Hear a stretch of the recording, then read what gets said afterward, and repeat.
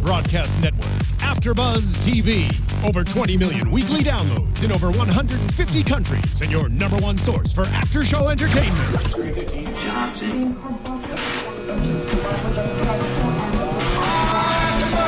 AFTERBUZZ TV, the destination for TV superfans. Producing aftershows for over 300 of your favorite TV shows. Interviewing celebrities and showrunners. And bringing you behind-the-scenes exclusives. All thanks to E! Entertainment's Maria Menounos, producer Kevin Undergaro, and internet leader Akamai. Now, let the buzz begin! Into the Manhattan After Show right here on AfterBuzzTV.com. Season 1, Episode 11, appropriately called Tangier. Big news this week from us. I'm Bobby. This is Marissa. We're both in studio. Thank goodness. Yeah, that we are. It's been forever. Actually, it's been like 2 weeks, but it feels a long time. We're going to be here throughout the last couple episodes. I think we're both in town for the last 2 or 3. So everything's back to normal. That's good. And we have something cool to announce on the last episode, but we're not going to do it yet. Let's just tease it. Yeah. Yeah. Go for it. Okay. That was the tease. And teasing. Teasing done. There is something cool for the last episode. We'll tell you guys about it next week. Let's jump in right now, though. This show, to me, Marissa, let me ask you a question first, because we have a lot of crossover viewers on AfterBuzz who watch a lot of our after shows, Salem included. And I'm only going to bring it up very briefly, because if you didn't watch Salem, I don't want to get too off topic. But Salem was the other scripted show on WGN. We love Salem. Salem has a second season coming out next year. It is my humble opinion, Manhattan is significantly better than Salem. I think so too, because in certain ways, Salem, they have a lot of different creative liberties they can go with, especially with adding fantasy element into this. And this is more real life experiences and people know. And even there are people who still are alive that were alive during these days. So like I feel like Manhattan's more authentic in that way, that they can stick to real life historical facts. And no shade to Salem, because we did like it. It is a good show and it's a lot of fun. There's nothing wrong with it. I think as good as Salem is for us, the writing's better on Manhattan. It's tighter. It makes more sense. The acting is better. And no shade again to Shane West and everybody else on Salem. I just like it a little bit better on Manhattan. I don't know why. It just hit me watching today with all the twists we're about to talk about, that this is, even for WGN, for any network, this is a great show to be proud of. And I think so. And I think the characters are a little bit more interesting too, because each episode we delve more deeper into each single person. And on Salem we get a few main people, but that's it. And Manhattan's like, you know what's up with everybody and their personal backstories and who's intermingling with who. Speaking of intermingling, that's a great transition for today's show, because it's a lot of intermingling. This is going to be a difficult after show for us to do, so bear with us, because there's about 15 stories that all kind of connect. So we're going to be all over the place today. Let's start at the start of the episode, though. Let's start with Schlimmer. Schlimmer is, you know those airport magazines you read on the airplane? Hammacher Schlemmer, that thing. That's what I always think of when I hear Schlimmer now. But he's not, like, it's a real guy. It's Magpie. He's a spy, we learn. And he is, well, he was a spy. Let's put it that way.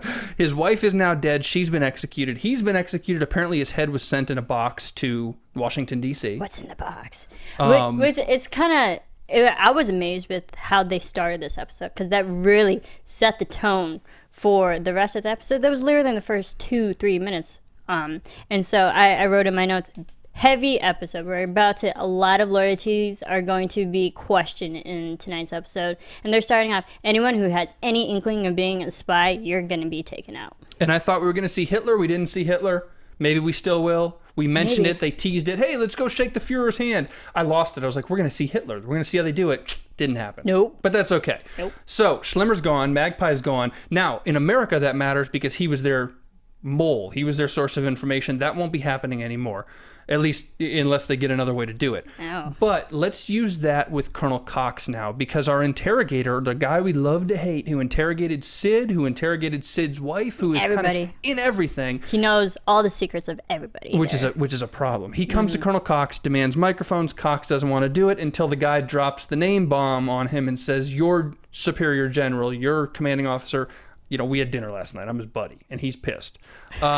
So apparently things are tightening up, which is real interesting because we know Cox has a mole, and the interrogator spends the rest of the episode trying to find out if it's Frank, if it's somebody Frank told, whoever it might be. But Cox has always from our perspective, run a very tight ship. And now that's being questioned by this interrogator. And everything this interrogator touches kind of blows up a little bit. You're not clean after this interrogator touches you. So maybe Cox is I don't know, down the line in the last 2 episodes this season or something else, maybe Colonel Cox is going to be questioned at some point or removed or something like that. Because anytime this interrogator comes around, he wouldn't be around if there wasn't something going on. Exactly. I was like, this interrogator is good at his job. He knows what to look for. He knows when something's off and something's fishy. And the fact that he's going to Cox and Cox is making an argument, he automatically realizes, oh, he's on my tail. I have to cover for myself now, too, because I told people, told Frank about Magpie. Who else did Frank tell about Magpie? So he's really just covering himself. Cox, don't open your mouth. You shouldn't have told Frank. Frank is too much of a rogue. We've known that.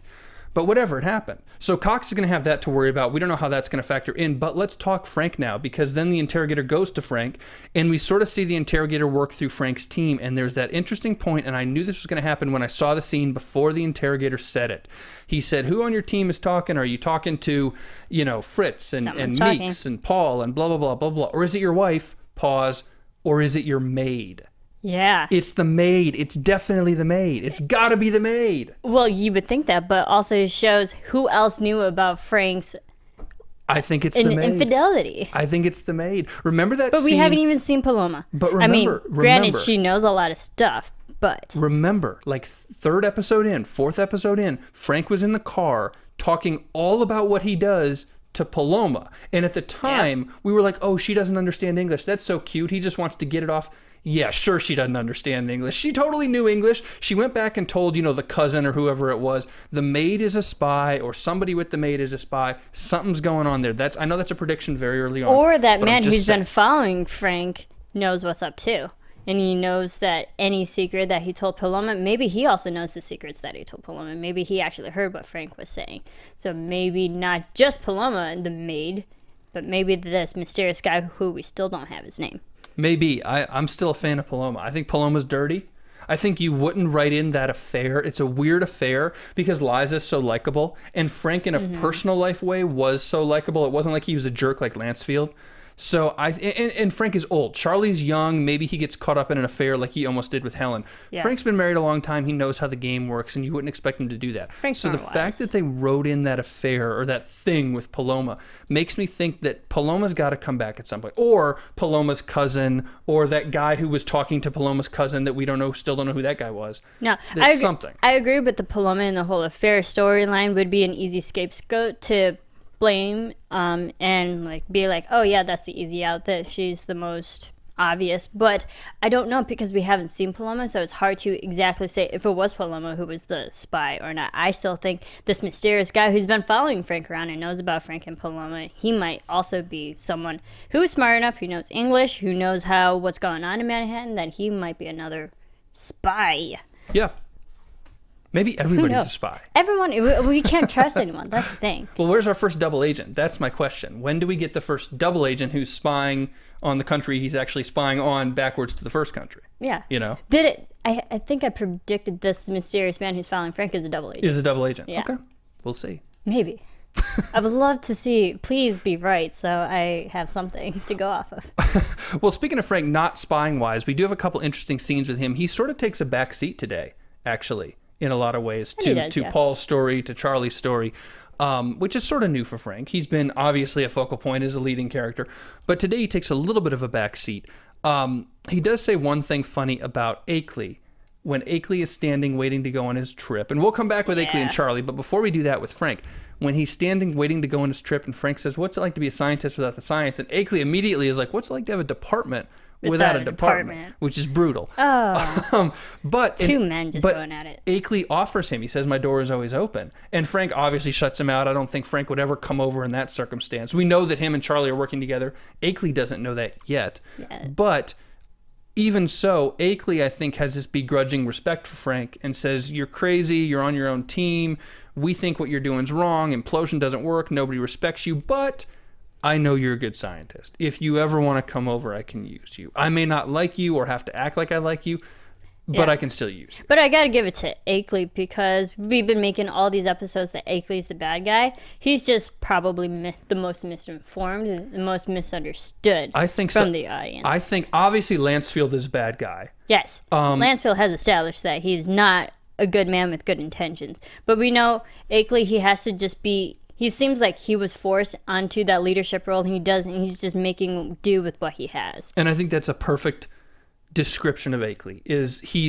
He's definitely not a good guy in the classic sense. He's not a hero. He's not probably going to do anything amazing. He's not the most likable guy, but he's not unlikable. There's actually not that many reasons not to like him. He tells Charlie not to cheat on his wife, which is a noble thing. That was good on Akley to be the better man in that situation and let Charlie know, hey, this is infidelity, this is immoral, you shouldn't do it. I was like, all right, he's not as a sociopath as we're making him out to be. Yeah, what would Lancefield have said? If that was Lancefield's situation, what would he have said? He wouldn't have counseled Charlie that way. No. So good for Akley for doing that. Again, he's not the most likable. He's just kind of exists. He's just there. He's not the most intellectual guy. He's not the sharpest guy. He's just a person with power and position that he didn't want it. Begrudgingly, he took that position, but he's just doing what he can. Unless there's something else going on. Who knows? I know they alluded to him meeting with the president.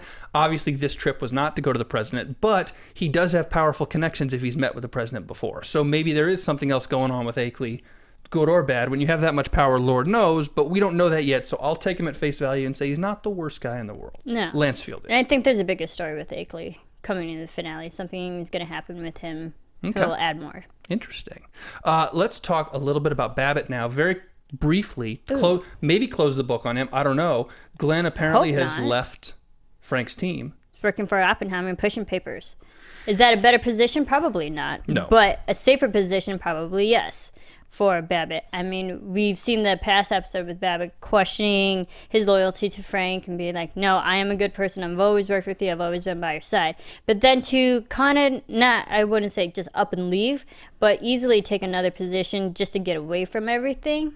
And he even wants to get away from Frank. It's like, we shouldn't talk anymore, or talk for a while at least. And I think he might just be tired in general, not just of Frank, not just wants of the to team. know. Yeah, he's going to collect a paycheck anyways, and not to maybe oversimplify his motives, but he's going to collect a paycheck anyways. He's stuck here. I think he's sick of kind of playing for this underdog team. It's one thing when you're young, and Frank's not young either, but it's one thing when you're Paul or Fritz or Meeks, and you can sort of feel against the world. You're like, we've got a lot of energy. We're young, so we can fight it. We don't sleep a lot. If we did something like this, we could fight it and go through it, and we'd inspire ourselves.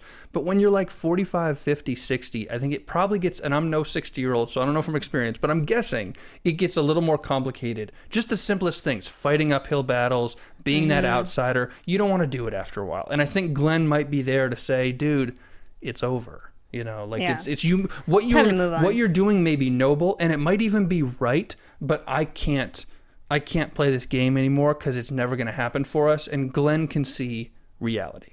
I agree, because Glenn's more experienced. He knows what battles to fight and what's not, and he's been fighting too long. And I think this was his easy way out. Yeah. Well, see you later, Glenn. Maybe not. Done with He'll the be drama. Back. Who knows? He'll probably be back. Let's face it. He is a likable guy. Yes. Let's circle back to Akley now and not talk about Akley and Frank, but what about Akley and Charlie?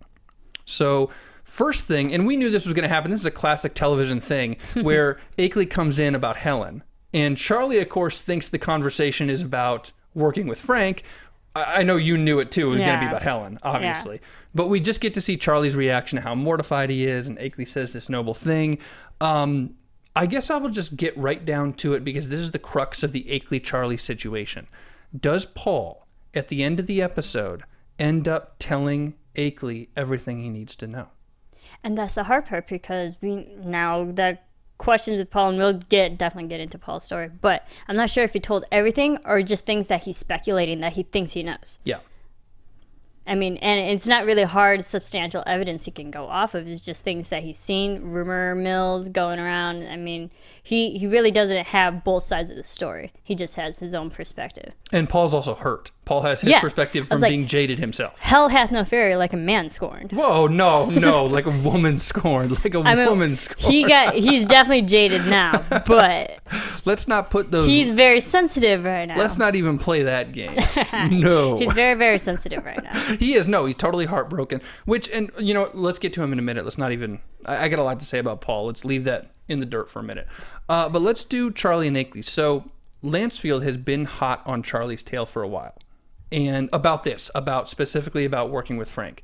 And we know Lancefield knows more than he has thus far let on, based on some stuff in previous episodes. And today is the day where we find out what's going on. Head to head. And who won that battle? I'll just put it out there. We have the poker game. Obviously, they're playing Texas Hold'em. A local delicacy. This cracks me up actually about writing. A local delicacy is Hold'em. The reason Hold'em probably gets written into this show like it does every other show is because it's the World Series of Poker card game on ESPN. It's the famous card game in movies like Rounders. Great movie. Don't know if you've ever seen it. Amazing movie. Thank you for saying that. Like literally one of the best ever. I love that film. Like honestly, if you haven't seen Rounders, the cast is awesome. Go watch Rounders right now. John Malkovich at his very best. Damon. Like come on. Boom. Let's do a anatomy of a movie on Rounders. I'm so there. Even though it's like a 20-year-old movie. I'm so there. 99A is not 20-year-olds. 16. Come on. Okay. Still, it was a young Matt Damon. Yes, and Edward Norton. It was a young Matt Damon. Moving on. All right, we digress. Okay, anyways. But the reason I say it is Texas Hold'em, of course, is the game. It's not a local delicacy. Maybe it was in New Mexico in the 40s, but it's just a game that the television audience can understand. Mm-hmm. Yeah, it's a very universal game. Yeah, everybody has kind of played it. You've been there, the river and the turn. And they're not that far from Texas either. I guess, I'm a little, whatever. But they're playing this game, and Charlie kind of doubles down and obviously bluffs his way into a pot, and the bluff includes the microwave transmissions. Wow, that's huge. And even the idea and the offer to sell his patents, like, no, I did the math. You can just put your name on it. Yeah. Wow. Yeah, because I think so. It makes me question just how we know Charlie's very intelligent, but how much other scientific revelations does he know about already that we, the audience, just don't know? Who knows? I mean, it takes a lot to do what he has to do. He has to know every calculation on every little part of every little thing to do what he's doing managing Akley's team now, because he has to give them such specific stuff so they don't understand the bigger picture. Mm-hmm. So to do that, for them not to understand the bigger picture, he has to see the entire picture.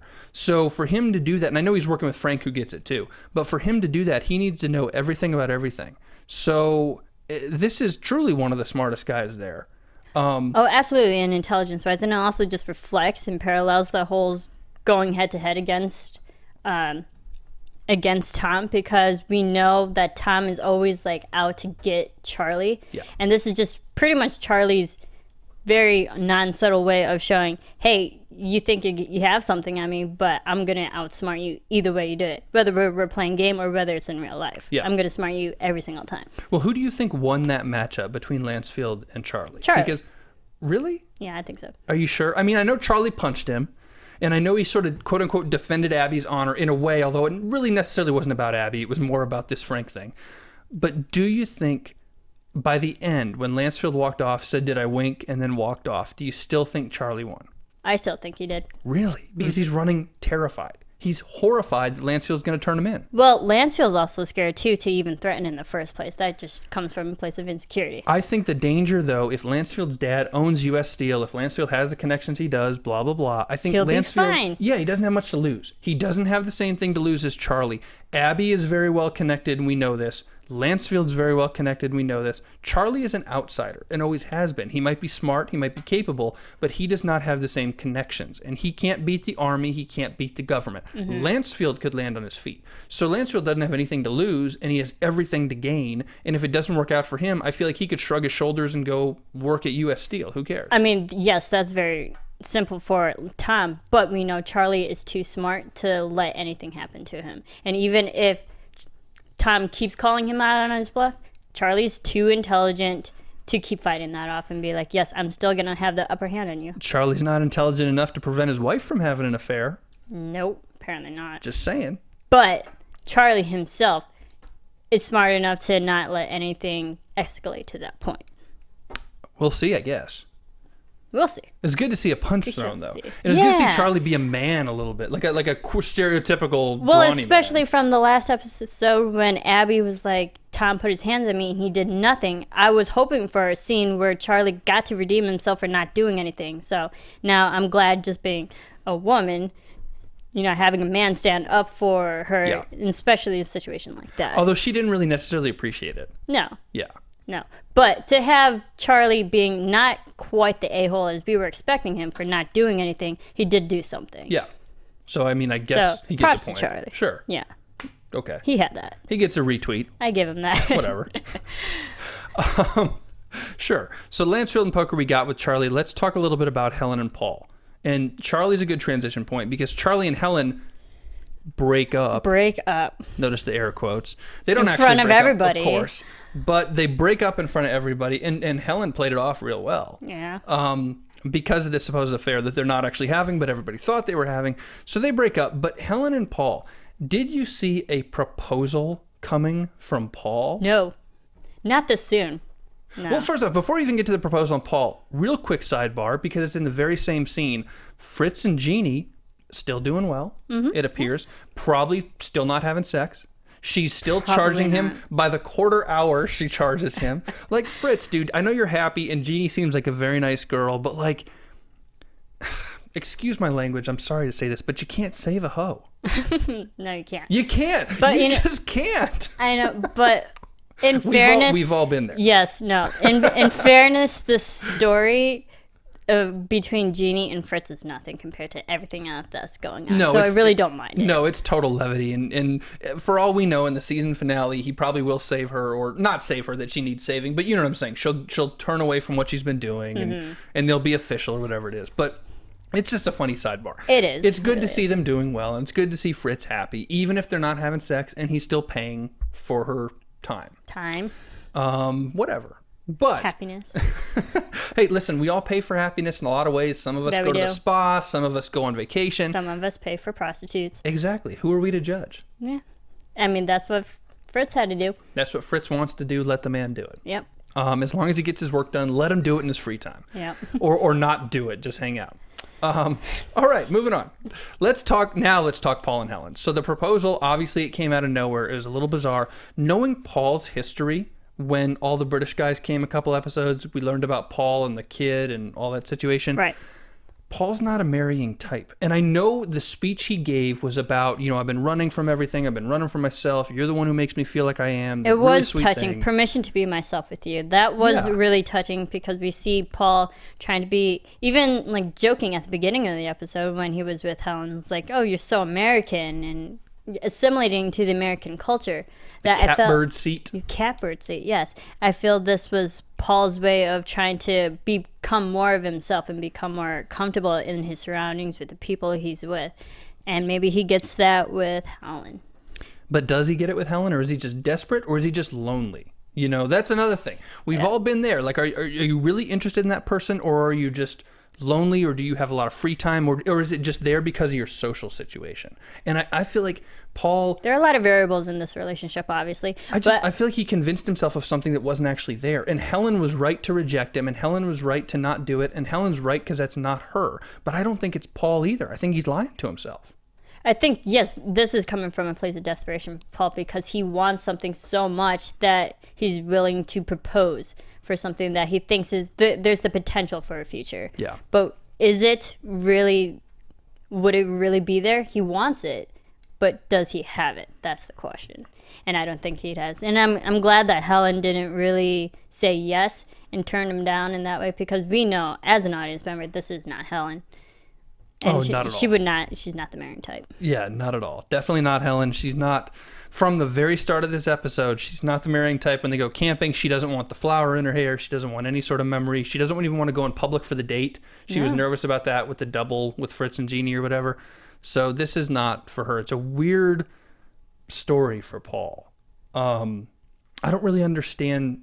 I don't know. We'll see where it goes in the next couple episodes. I just don't really understand his obsession with her. Not obsession, but his feeling for her got very, very strong very, very, very quickly. Well, we did see it in a couple episodes back when the boys were having fun and they were high on mushrooms. And Paul was like, I believe I'm in love with Helen. So we know these feelings have been building for some time, and to this point where he did propose. So it might be more Paul's feeling more towards Helen than Helen is. And they are the two non-Americans on that team. So maybe he felt maybe at least erroneously that they bonded over that or whatever else it was. But I remember a couple episodes ago, Helen's in bed with him, and the thing about joking about, who was that? And she goes, or he says, who was that? Is another army suitor or whatever. So he knows what she does. Like, he knows her MO, I guess. And apparently it didn't bother him. He wasn't threatened by it. He wasn't like, stop dating or whatever. It's just us. So, But maybe Paul likes that. Those Who British knows? people I mean, are weird. it's crazy. It's definitely a very complicated relationship.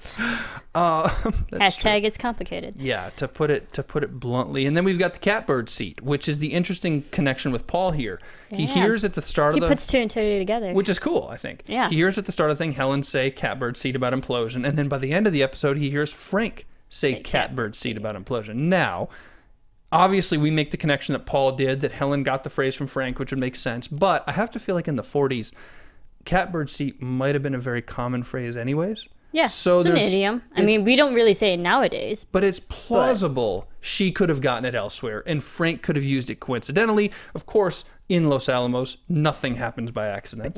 But that's a very specific way. That's a very specific idiom. And to say it basically in the same intonation and syncopation that Helen did at the beginning and Frank did at the end. On the same topic, both specifically on implosion. Yeah. So he put it together. I mean, and they are in a small area.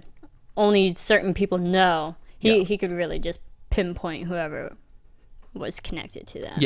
Yeah. So that's interesting. Obviously, we'll see what he ended up telling Akley in full or in part or whatever that is. And we'll see what Akley does. Yeah, I mean, it's questionable because now Paul's very sensitive after being just turned down by the love of his life.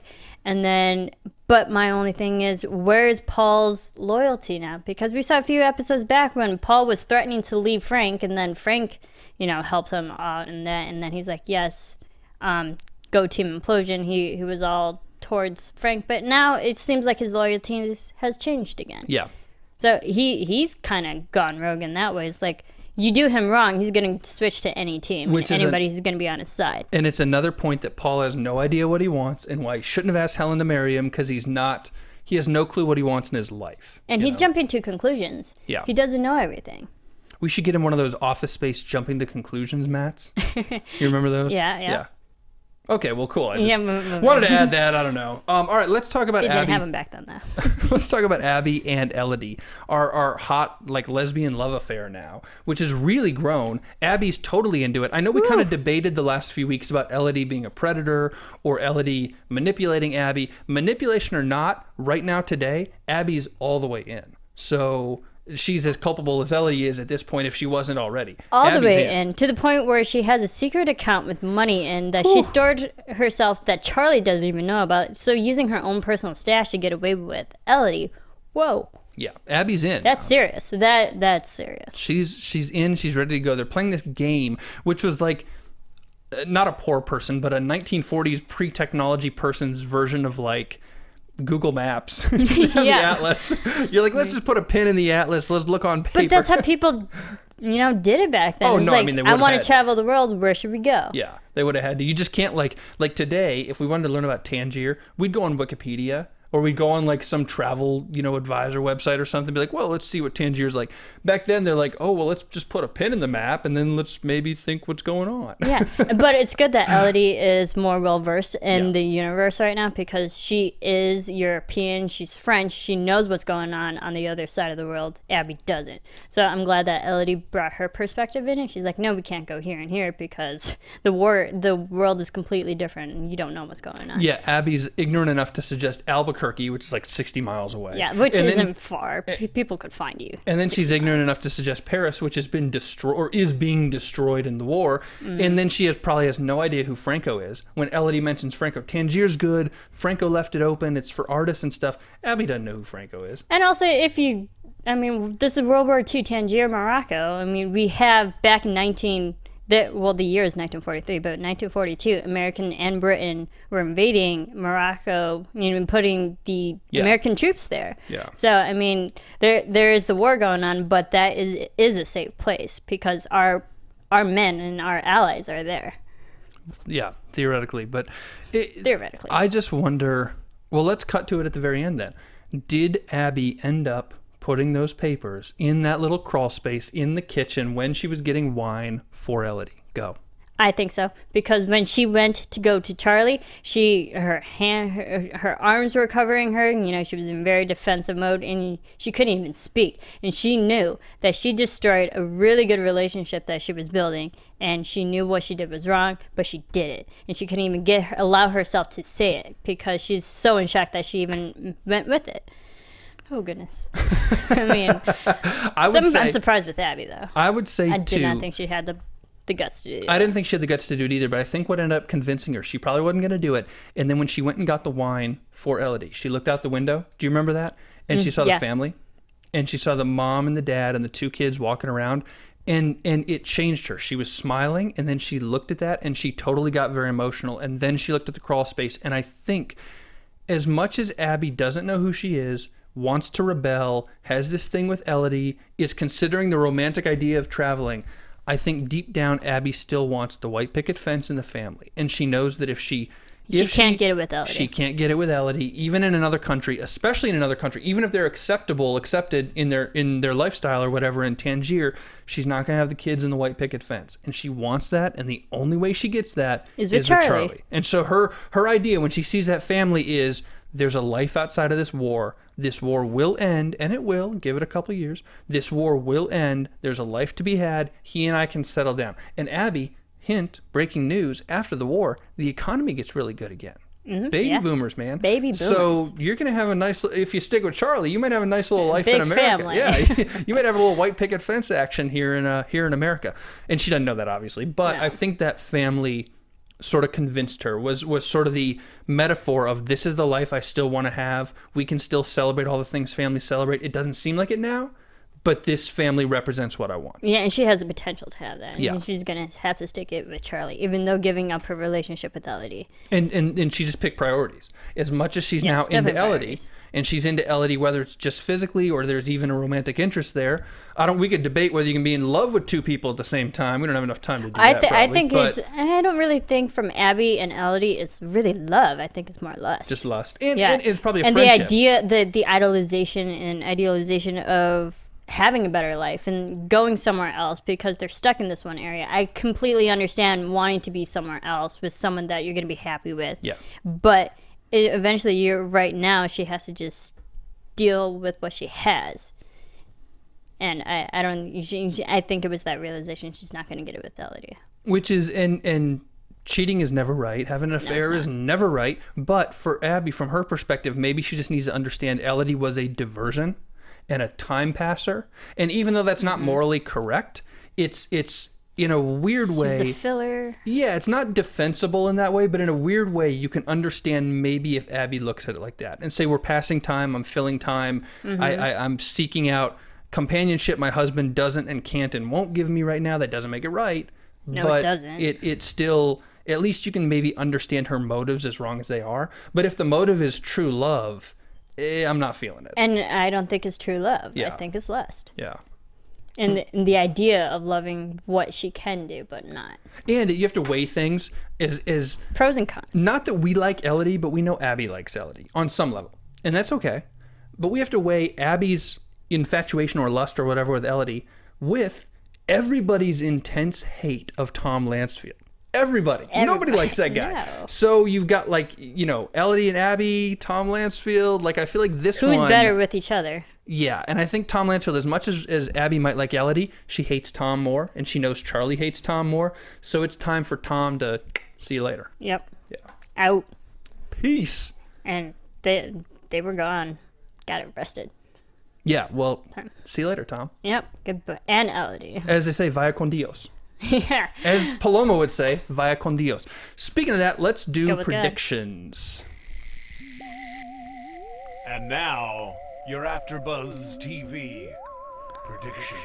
I predict we do the whole show next week in Spanish.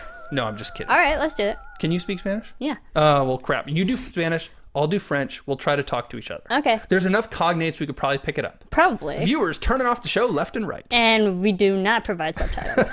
Sorry. We're not typing those out. All right, let's get to predictions. What do you think? What's coming up next week?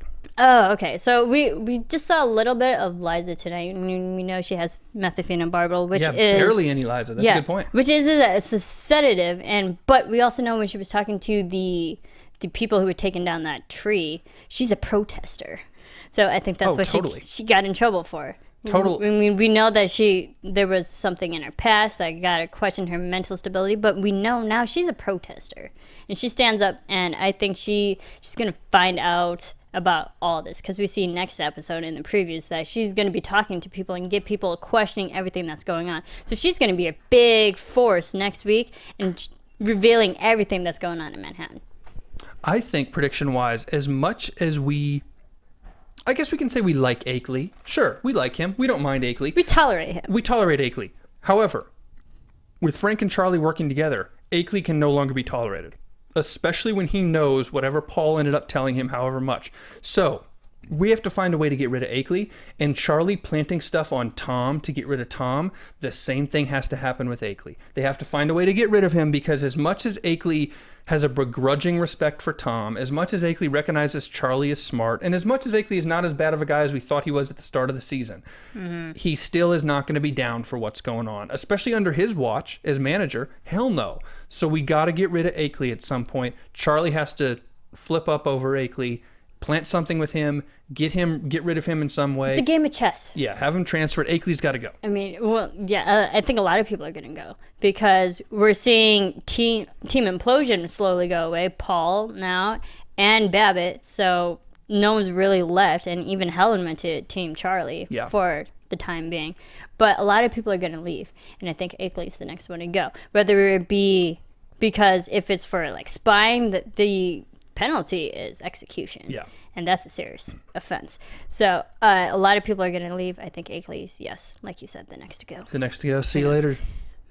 But that's also going to be reflected on Frank and Charlie, because if they're pointing fingers at people and framing them, they're going to be accused by someone else that they're spies as well.